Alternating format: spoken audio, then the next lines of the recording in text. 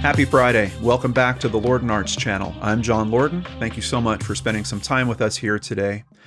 With all the cases that we've looked into, one thing has become very clear. The path to justice, definitely not a straight line. Very windy road, and in some cases, you hit dead end after dead end. But I don't know that I've ever seen anything like we're going to talk about in today's case, where we seemingly are getting to an answer, but then all of a sudden it's like that's all retracted and we're back at square one. This is the case of Brittany Dodson Stykes. We have to rewind the clock to August 28th, 2013. Police identify woman shot to death inside of car. Police have identified 22-year-old Brittany Stykes as the deceased. Brown County deputies were called to investigate a caller's report of a vehicle off the roadway. When they arrived, officers say they found Stykes, who was dead from gunshot wounds, and her daughter with a head wound. Her daughter still alive with a head wound. Let's learn just a little bit more about Brittany and how this story comes together. David and Mary Dodson moved to a farm in Ripley, Ohio, about 20 years ago with their 5 children. David told Dateline that their second-born, Brittany, loved country living. She showed goats and chickens at the county fair, he said. She loved riding the horses. She really also enjoyed spending time with her siblings. We used to go to a lot of car shows and go drag racing all the time, he said. David said when Brittany was around 20 years old, she got a job working at Subway. There, she met her future husband, Shane Stykes. In February of 2012, the two got married, and very soon, in June of 2012, the couple welcomed their baby girl, Aubrey. By August of 2013, the Stykes were living in their own home in Ripley, and Brittany was pregnant again. What happened? Let's jump over to the Daily Mail. Brittany was shot in the neck and through the chest as she drove in Bethel, Ohio, with her 14-month-old daughter, Aubrey. 14-month-old daughter, Aubrey. And that's not all. Brittany was also pregnant at this time. Aubrey had been shot once in the head, but is recovering after multiple surgeries. Police are still trying to figure out where the shots came from and why anyone would want to hurt the caring churchgoer and happily married mother. 5 bullets hit the car through the driver's side, the authorities said. Autopsy results show that no gunpowder residue was found on Stykes' body, which suggests that the shots weren't fired at close range. It seems like the shots were fired through the door of the vehicle. And I know when you're thinking about the door of a car, you probably imagine, well, that's a pretty rigid structure. Like, you know, there's a good chance that even if a bullet does get through, that a lot of the force is going to be taken from it. Unfortunately, this is a Jeep. One of those Jeeps that has fabric or kind of plastic windows, sometimes with fabric around it that rolls up on the side. At least from what I could see, a few of the shots actually went right through the plastic that's replacing the driver's side window glass, essentially. So really nothing to obstruct those shots from going all the way in. It does raise a question in terms of what's the engagement with the vehicle at this point? How close are they to the vehicle? Are we talking about the vehicle stopped somewhere, someone runs up and they're standing outside the vehicle and doing this shooting? Or is this a car-to-car shooting, which, based on my understanding, is apparently a very difficult thing to do, to actually hit a target when you're driving alongside of it? A lot of questions just about the logistics on this case, but no gunpowder residue found on her body. Also, no shell casings found anywhere at the scene. So here we have a picture of poor little Aubrey healing up, and that is her father that's holding her. She has been through several surgeries. Brittany didn't have life insurance, her family members said, and police say that her husband Shane, Brittany's ex-boyfriend, who is unnamed, and a third person all passed a polygraph test. Police added that Shane's alibi, that he was working out at a small gym with at least 3 police officers present, was solid. So very solid alibi for him. Of course, you could still have the question out there, does he have something to do with this still? Was he in some way planning this or something along those lines? Police added that there were no domestic calls to the Stykes' home, and Brittany's Parents said that she had been happily married to Shane since 2012 and loved his children. He had children from previous relationships. Their ages are 6 and 14. Apparently, Brittany loved them like they were her own. Shane said he had no idea who would want to hurt his wife. So where is this happening? It is happening close to Gooselik Road on Route 68, and that's the mark that we have here. There's not a lot of strong identifiers out here. If we click on the satellite view, you can see this is very rural area, lots of open land, lots of space, small little homesteads occasionally dotting it here and there. Continuing at WCPO.com. Even from a few miles away, Mary Dodson heard the sirens screaming up U.S. Route 68. Minutes earlier, she sat down for dinner with her husband, Dave Dodson, to celebrate his 49th birthday. The couple's 22-year-old pregnant daughter, Brittany Stykes, was on her way with her granddaughter, Aubrey, to celebrate. They're on their way to her father's 49th birthday when this happens. Dave jumped in his truck and headed up to Route 68 until he was about a half mile from Gooselik Road. It was a route that he had taken countless times, but on this night, police blocked him.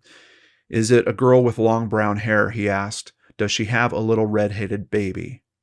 "Yes," an officer replied. And I'm sure Dave's world shook in that moment. Police found Brittany shot multiple times in Shane's bright yellow Jeep Wrangler. Interesting point there. Because if we are talking about a situation where this was a vehicle-to-vehicle shooting, was there some possibility that Shane was actually the target, considering that it's his Jeep Wrangler? From information that I'm seeing, once they got together, Brittany loved that vehicle, and he's saying that it basically became hers. She was really using that vehicle regularly, but they're not together a whole long period of time here. So if there is someone from Shane's past, it's probably a pretty recognizable vehicle. Could that potentially be an aspect in this case? They do note that surveillance cameras picked her up at McDonald's. There's brief footage. It literally just shows the Jeep driving down the street. The one thing that's interesting about it that I don't really see any analysis on, and I've looked at the video for myself, and unfortunately it's kind of edited in a way where it's not super easy to tell. Is there any vehicle that's following this vehicle? I would think that would be important, especially if they had surveillance from a couple of different locations, and then they can kind of put together, hey, there's this particular vehicle that's in all these shots. It looks like maybe she's being followed, but I haven't seen any analysis on that. Shane said he was working at a gym just 15 minutes away. He was home when deputies knocked on his door at 11:30 p.m. "I let them in, and they asked me if I owned a yellow Jeep," he said. "At that point, I knew something was wrong." Deputies brought Shane to the sheriff's office, where they questioned him and swabbed his hands for gunpowder. Exactly 2 weeks later, investigators said they cleared Shane of any involvement in the case, stating his alibi and, quote, "scientific testing checked out." So he probably didn't have any powder on his hands as well. Despite that, Shane, 38 years old at this time, said he's always felt like a suspect. I've seen some recent information from him. He's still saying that. "I knew right off the bat they suspected me," he said. "It upsets me that there are people still today that suspect me. It just breaks my heart." Shane said he's been pointing them in the right direction from the moment they took him in for questioning.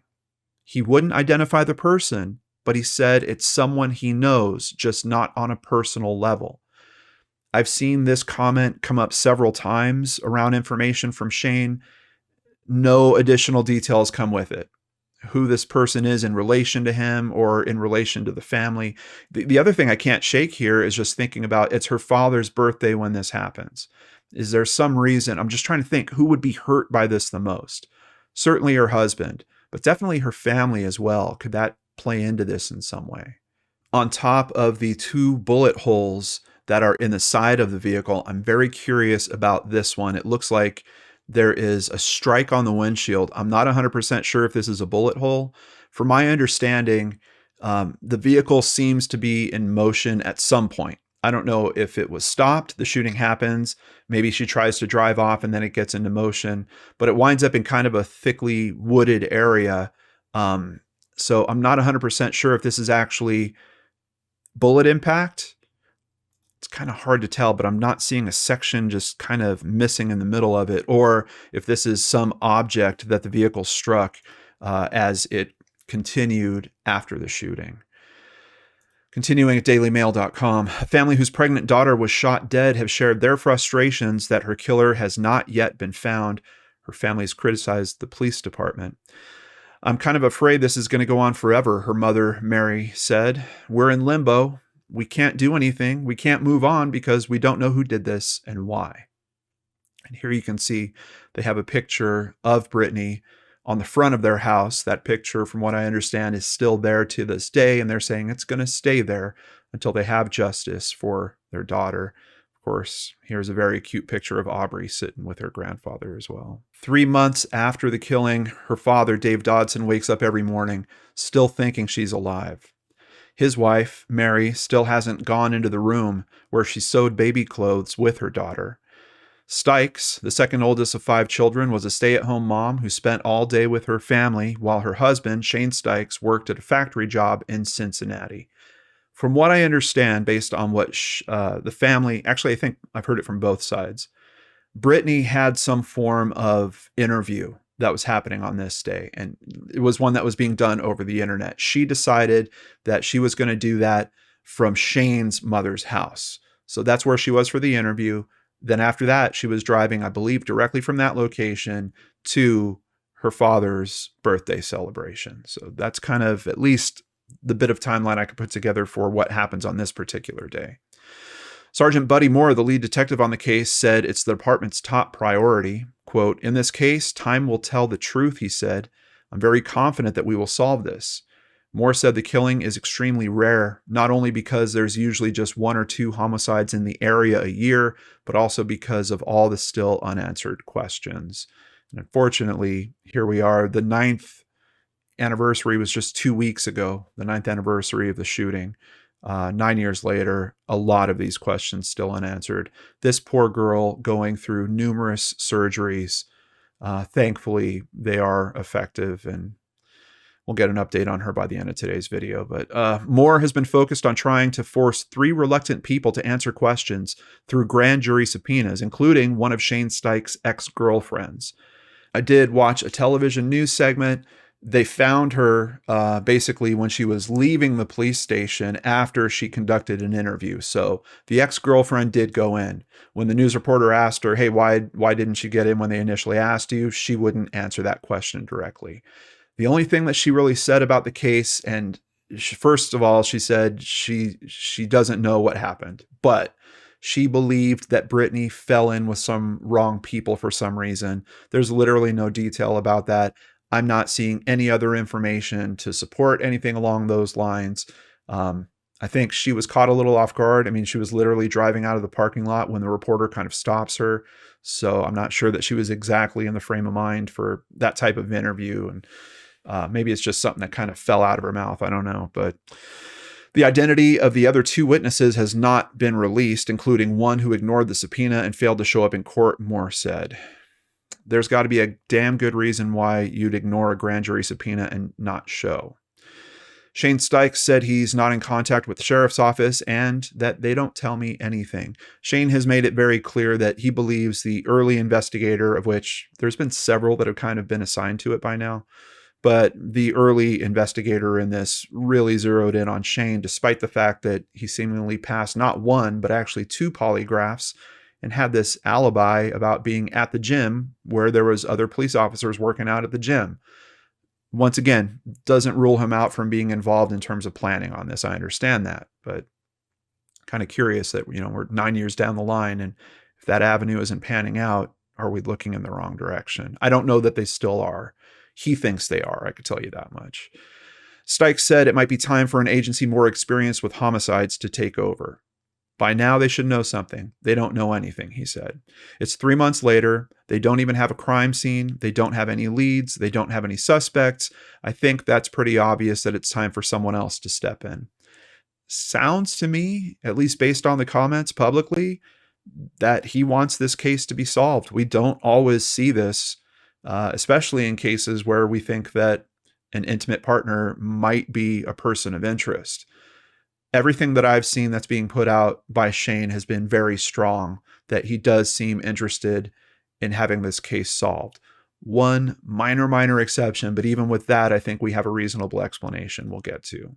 Over at WLWT.com, let's continue. Investigators said new electronic evidence uncovered will be very beneficial to the investigation. It came just days before Brittany Stykes' family celebrated what would have been her 24th birthday. This is the only tap on this electronic information. I don't know if they're talking about text messages that they saw from her, email communication, maybe GPS information. The one thing that does strike me is we've heard about these kind of geofencing GPS subpoenas that are done, or warrants, where someone will contact Google and they'll basically said, okay, we've got this warrant for this information. We have this particular quadrant where we know her phone was, and we're looking for any other phones that were in that same place at the same time. And then based on the information from those phones, then they go for further information. They'll get another judge to sign off and say, okay, Google, now you have to tell us who this phone belongs to. Who is this associated to? I haven't heard of them using that method in this case. I would think, and it depends because this is a rural area and I don't know that her GPS is on. I mean, we've got a lot of factors that could work against it, but I would like to think that investigators have thought about that approach and tried it in some way, but there's no information that's been publicly disclosed about that.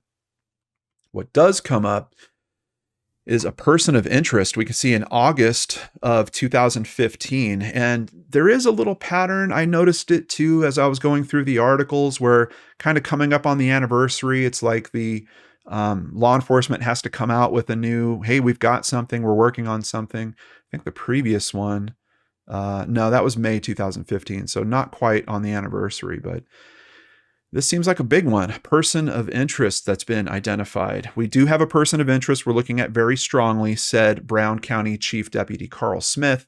Smith said they're so close to resolving the case. Detectives plan to go after indictments within the next 2 months. There's still a lot of investigation with this case, a lot of T's to cross, I's to dots, but if it holds together the way it's going right now, I'm confident we're going to submit it to the grand jury, Smith said. This is back in 2015, so you might have an idea of how that played out, but very strong words. And it seems like they've got some information that they think is extremely strong with this as well. The latest tips came from Kentucky. Informants told deputies the killer was owed money and came to Brown County looking for retribution. It's not believed that Stykes was the person who owed the money, and investigators were vague about how she was connected. Smith said Stykes' husband, Shane Stykes, has been within the circle of suspicion, but since reviewing the new information, the trail appears to be leading away from him. So even here, they're kind of acknowledging that, yeah, we've been looking at Shane very hard, which is just really weird when you have those earlier articles that are like, no, we've removed him from consideration. Here we hear 2 years later, not quite what happened. But what is it with this informant? What is it with this new information? A search warrant was filed for a northern Kentucky home. The warrant served for a Hog Ridge Road home this week includes a description of what a cooperating witness told investigators is the death of Brittany Stykes. So we have someone that has some key information, supposedly calling this in to law enforcement. They're acting on that. They're executing a search warrant. According to the document, a witness told investigators that the man, her ex-boyfriend, had admitted to her that he had murdered multiple people and that she had seen him kill people. We potentially have an eyewitness. One of the people he killed, the witness said, was a woman he called Britt, the court document states. This sounds like we have an eyewitness that is discovered 2 years into this investigation. What happened? Why are we here with this still unsolved talking about it today? Investigators carried metal detectors and shovels during the raid. They removed 19 pieces of evidence, including assorted notebooks and letters, 10 cell phones, CDs, a computer, a camera, a shotgun, and 4 rounds of ammo. The Brown County Sheriff's Office called the raid a success. I feel that it was a successful search warrant, and I feel it will be beneficial to our case, once again, says Carl Smith. From what I understand, this home is about 60 miles away. The part of Ohio that this is in pretty close to Kentucky, and in particular, the area where she was shot. Literally, I think it's 10 or 15 miles from the border. And then for where this home is maybe another 40 to 50 miles from there. So within driving distance, certainly. I keep going back to what she's doing on this day, though, and thinking about if this is indeed a targeted attack, how was someone tracking her? How would they know she's going to be at her mother-in-law's house and then she's going to her father's home? How would they know how long that interview is happening that she's going to her mother-in-law's house for? There's factors that make that time frame kind of loose. And to think of someone coming from an entirely different state, I mean, admittedly, yes, they could go out there the day before, get a hotel, wait around at a particular spot where they think she's going to be driving through, or follow her throughout the day. I understand that there's that possibility. But man, there's seems to be some level of planning here that I'm just struggling with in terms of the reality of, like, is this possibly a road rage incident? Is this something else? Like, is this someone, maybe it's someone that had some strong feelings either towards Brittany or her husband, but they saw the opportunity come up. That's kind of what I'm just wondering about when it comes to this in terms of level of planning around this type of crime. But detectives said they were confident in the informant's information.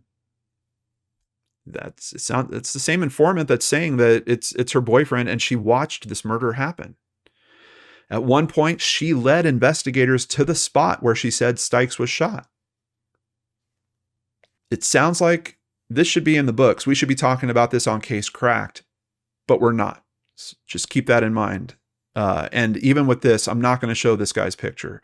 The person that she's talking about, her ex-boyfriend, his name is Tommy Lopez. His name's in a bunch of these articles. The witness told investigators that the man in question said that Stykes' death was payback for her old man not paying money that was owed. Now, that comment, payback for her old man, could apply to Shane, could also apply to her father. For me, casually, when I hear that term, it's more in terms of a husband. But, yeah, it could be her father as well. I don't know. The witness continued that Lopez allegedly received 2 payments of $10,000 from another individual for committing the murder. If this person was really paid 20 grand for pulling this off, how much money is owed? That has to be a serious, serious amount. The witness stated that she was with him at the time of Stykes' murder and that they were in a white automobile. She said that they saw a yellow Jeep operated by Stykes at a gas station and followed the vehicle for 25 minutes. Lopez was utilizing a GPS and that he had a police light that plugs into the automobile cigarette lighter, and he used it to pull over Stykes, the witness alleges. When the Jeep stopped, the witness told detectives that Lopez walked up to the yellow Jeep and fired several shots. The witness stated that she had looked through the window and saw the woman, and she was bloody. According to police, a search warrant was executed in July by the Kentucky State Police and the Owen County Sheriff's Office at Hudnall's Garage and Wrecker Service on a white 2005 GMC van registered in the name of the suspect. So they're all in on this. They went to the house, they pulled a bunch of stuff. Now it sounds like they tracked down the vehicle. They're pulling the vehicle. Lopez denied any knowledge of the murder and said that he had no idea where Georgetown or Brown County even were. Lopez has not been charged in connection to Stykes' murder, but is in custody on drug-related charges at the time of this writing. Continuing, later in September 2015, parents concerned that new info could hurt case before a grand jury can indict. I saw them comment in several different news sources about this. Basically, the news ran wild with all this information. They keep reaching out to the parents, and the parents keep putting the same message back. It's just like, we hope that talking about this doesn't screw things up. That was their major concern. It was a thread that came through time and time again in the articles. But some other interesting points here. I know my daughter would not have stopped for anybody except for a police car, or except for someone that she knew, Mary said. It saddens me that someone else's actions caused this, said her father, Dave. It was not of her doings. Somebody needed to step up and be a man and take care of what they did. So clearly, based on this information from Dave's point of view, he's thinking this is money that Shane owed someone, and Shane didn't do the right thing and didn't pay them back. The Dodsons are ready for this case to take a major step forward with a grand jury indictment. Of course, bad blood between Shane and the family does spill over. There's a few things that happen here. There's a little bit of a custody battle where Brittany's parents, I think they initially go directly for custody of Aubrey. Then that gets dropped. Then there's a new custody arrangement that is made throughout the courts. And from what I see after that, Shane is very good about upholding that agreement. The grandparents are able to see Aubrey regularly. But there's other things. Bad blood between Brittany Stykes' husband and the family of the murdered Brown County mother spilled out over the radio waves. Shane Stykes called Brittany's parents idiots, and worse, for accusing him of having something to do with her fatal shooting. Stykes and Brittany's uncle, Bill Pack, got into name-calling while arguing on the Kid Chris morning show, with Brittany's uncle blaming Stykes for creating bitterness between them and saying he still thinks Stykes was somehow involved. Do I think he had knowledge? Yes, I do, her uncle said. Stykes then mocked him, saying, at least one of us has some knowledge.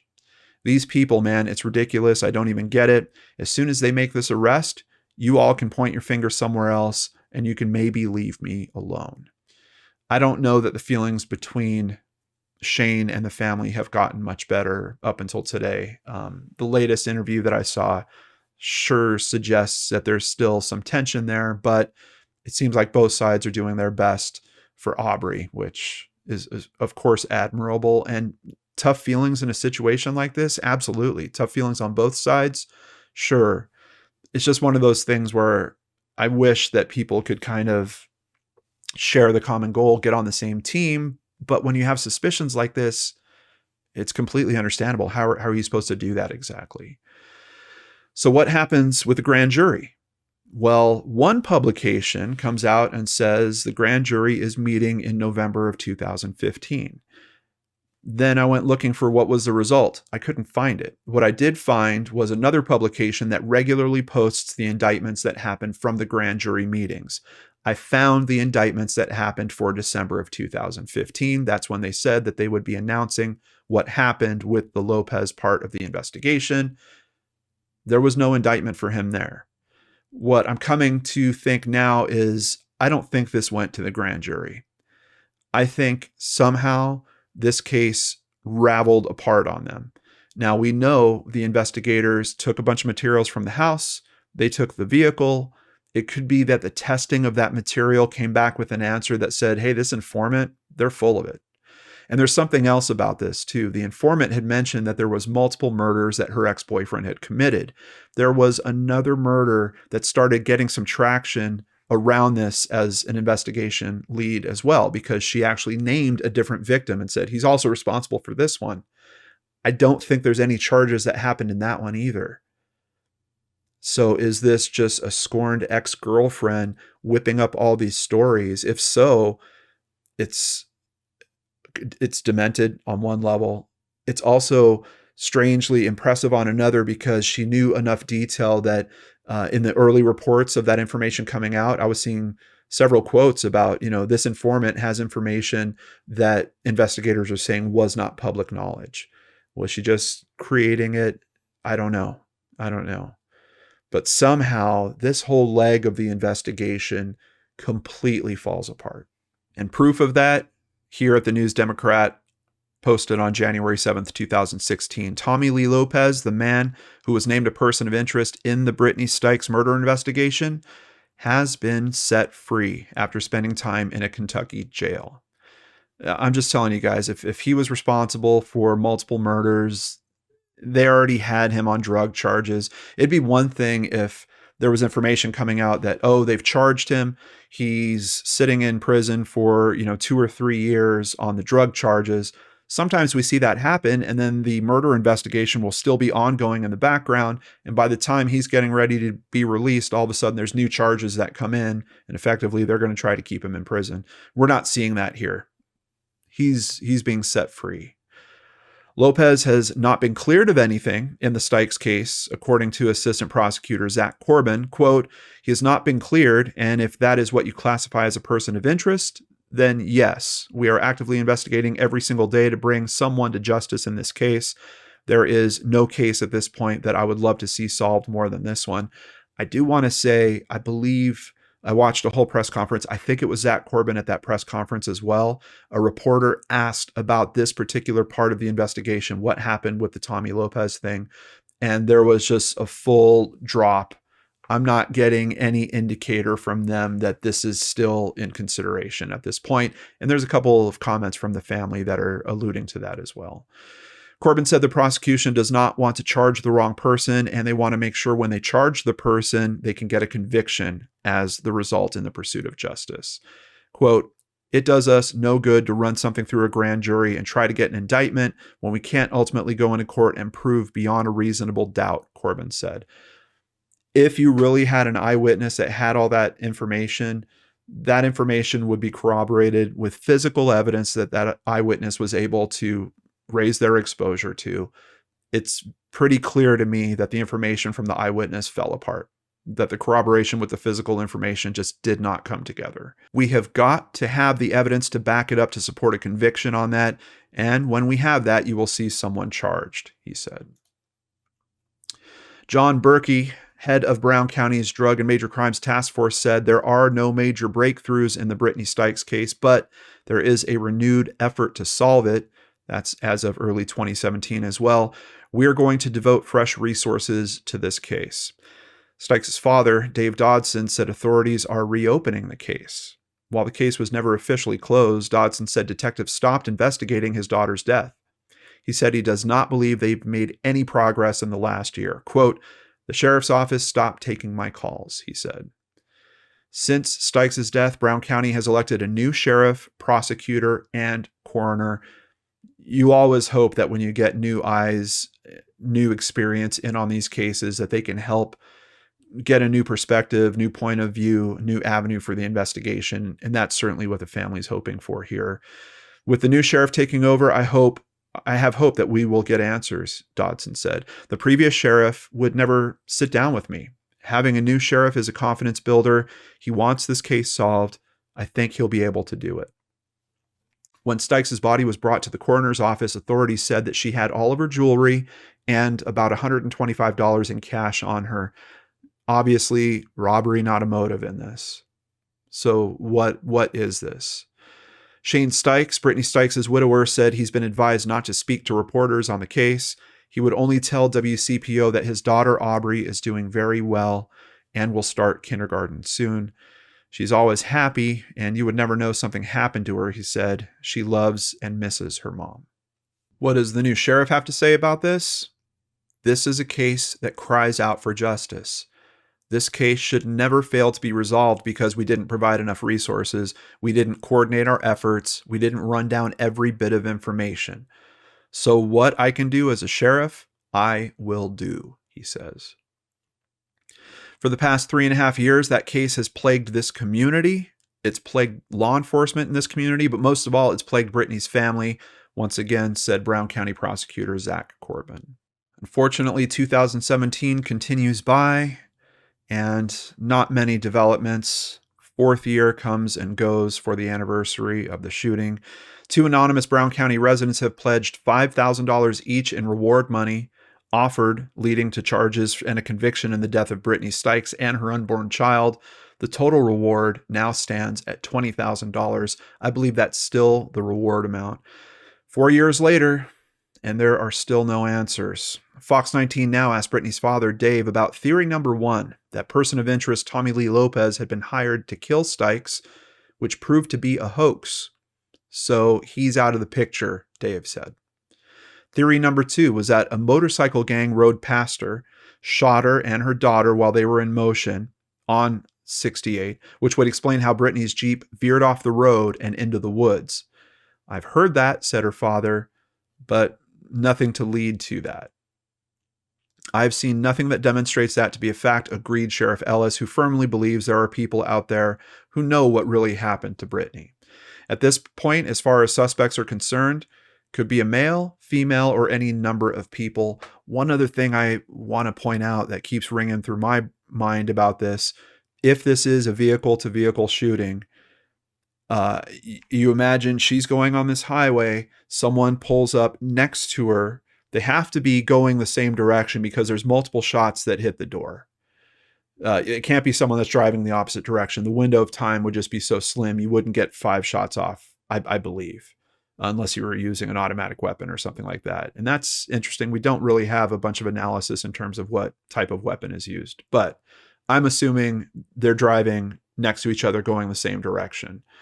If that's the case, is the driver doing the shooting? Because if so, they are farther away from her, shooting through the passenger side of their vehicle, which, I don't know, popping off gunshots in the interior of a car, I would think would be pretty loud. I'm just wondering, is there some potential that we've actually got 2 people in this vehicle? We've got a driver, we've got someone in the passenger seat, passenger with their arm out the window, actually doing the shooting. If this is indeed a vehicle-to-vehicle shooting. It is only a 2-lane highway, so if it is that type of situation, you've got them basically driving in the other lane, pulling up alongside, then doing the shooting, and then it might make sense because based on the description I'm hearing, the car kind of veers off to the left side and winds up off a ditch over on the left side of the road from the direction that she's going. Just something else to keep in mind with all this. They're once again noting that Shane has been previously cleared as a person of interest, but her father's pointing out something else here. Brittany had a fear of telling her husband she was pregnant again. Why? Asked the reporters. She would never tell me, said her father. We're never going to stop, okay, said Sheriff Ellis. Until someone is held accountable for what occurred here, we're going to continue to investigate this. I'm happy to hear that there is at least some tenacity going on with the new sheriff on this, and I'm hopeful that will help carry things forward. This is the Jeep, and there's a little bit of a pain point that comes up when it comes to this Jeep. Continuing at fox19.com, in a court filing from September of 2017, Shane Stykes, Brittany Stykes' husband, sued the Brown County Sheriff's Office and prosecutor to get his 2000 Jeep Wrangler, a child's car seat, and laptop computer back. Apparently, all these things had been held onto as evidence. A judge ruled in his favor. Craig LaBelle says it's the biggest piece of evidence investigators have in her unsolved murder. Who is Craig LaBelle? He's the man that actually found Brittany. He was driving along the side of the road, noticed headlights, decided to stop, came up upon the vehicle, and found Brittany and Aubrey. And honestly, the way that he describes finding Aubrey is chilling. He said he looked in, he was pretty clear that Brittany was dead at that time. He saw Aubrey and she was just blinking and asking for her. She was saying mama over and over. He's kind of upset that the Jeep's going back. And honestly, the judge's perspective on this is, hey, look, law enforcement has had it for 5 years now. Whatever testing they're going to do on it, they should have done, and it should be returned to Shane. It is Shane's vehicle. Of course, law enforcement is kind of the mind of, well, what if there's some additional testing we need or something else that we can do later? We know, especially from looking at cases on Case Cracked, that technology evolves, testing changes, there's new tools that come along, and sometimes they have to go back to that old evidence and retest it in different ways. So it seems like that's kind of what the prosecutors are trying to do, just hold on to everything, not return it, keep it there, and hope that there's some kind of bump in technology that helps. But the judge is basically saying, no, you got to get this guy his Jeep back. Craig LaBelle apparently still deals with a lot of stress-related trauma from the discovery of the scene, but he also blames himself for not doing more. But at that point, the coroner said that she had probably been dead for about 10 minutes after she was last seen at the McDonald's security video. LaBelle is dumbfounded the courts would release the Jeep. It means nothing to the case anymore, to the unsolved murder of his wife. That blows my mind, he said. The prosecutor, Zach Corbin, said it's the plan to appeal the decision. I don't know if they formally do or if they do and then the judge overturns it, but basically the judge keeps the decision firm. Corbin does say that he has until October 1st to complete any 3D imaging on the Jeep should they lose the appeal, which, of course, in terms of evidence, not quite the same if there's some type of new physical forensic testing, but getting a complete 3D model of that, all the markings on it, not the worst approach. The court declined to return the baby seat and the laptop. Another thing I could see is that Shane actually did offer law enforcement the canopy with the bullet holes in it and the windshield back. He said, if you guys want that, you guys can absolutely take that and keep it for the type of testing. You know, Corbin was talking about, like, what if we need to test the angle of the gunshots and there's something that we can do to figure out, like, the angle that they were coming into the vehicle. If you had the canopy and the windshield, I would think you would have the critical pieces to do that. However, the Jeep has been returned to Shane already. He's now offering to give that stuff back. And effectively what that has done is break the chain of custody.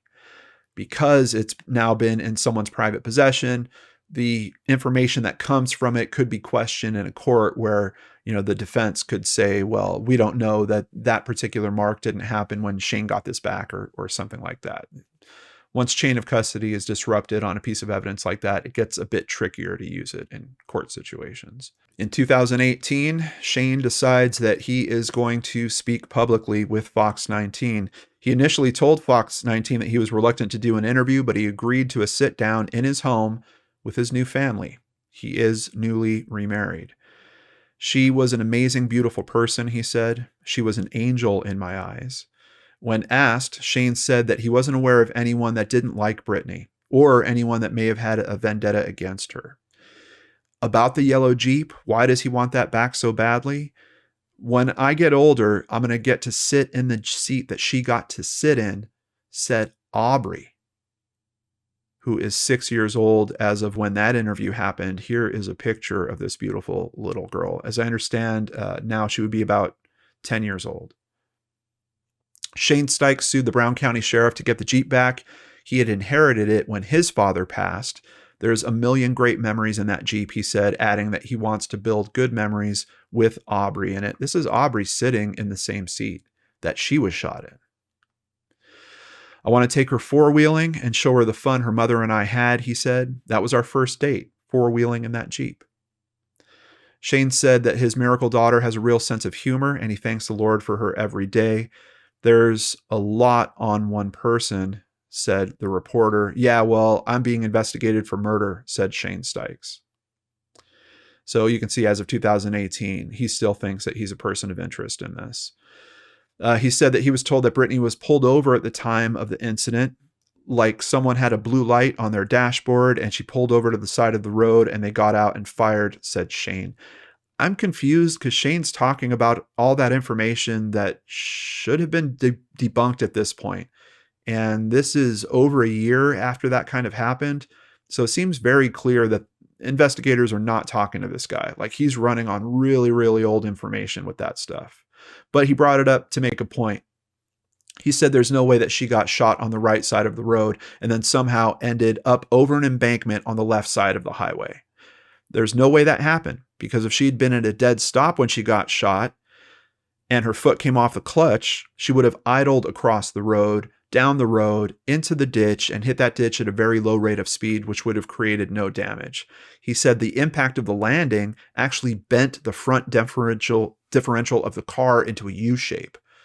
So that car, on top of this little girl already having her life at risk from being shot, that car took a jump, it sounds like, when it hit that embankment. I believe that she was paced alongside and fired on, he said. Earlier that day, he said his wife was threatened in a strange encounter. There was some type of confrontation, he said, that the police are well aware of, between my wife and someone in a white or silver minivan, and she was on her way to my mother's house that morning. I guess someone ran her off the road or something, and she had sent a text to a friend of hers, cursing. Unlike her, she didn't do that type of thing.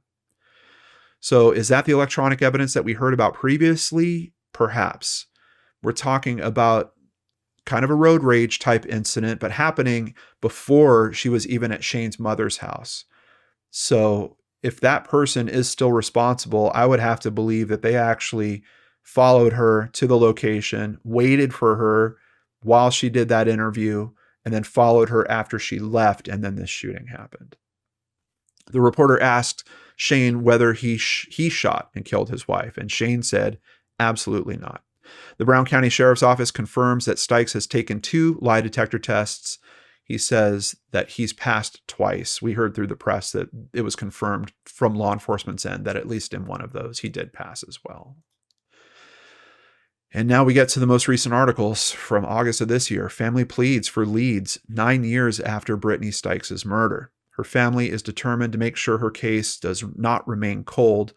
Dodson and his family marked the 9th anniversary of Stykes' murder with a balloon release at the murder site, which basically they've done every year, I think with the exception of the year of COVID, where they still did a virtual vigil.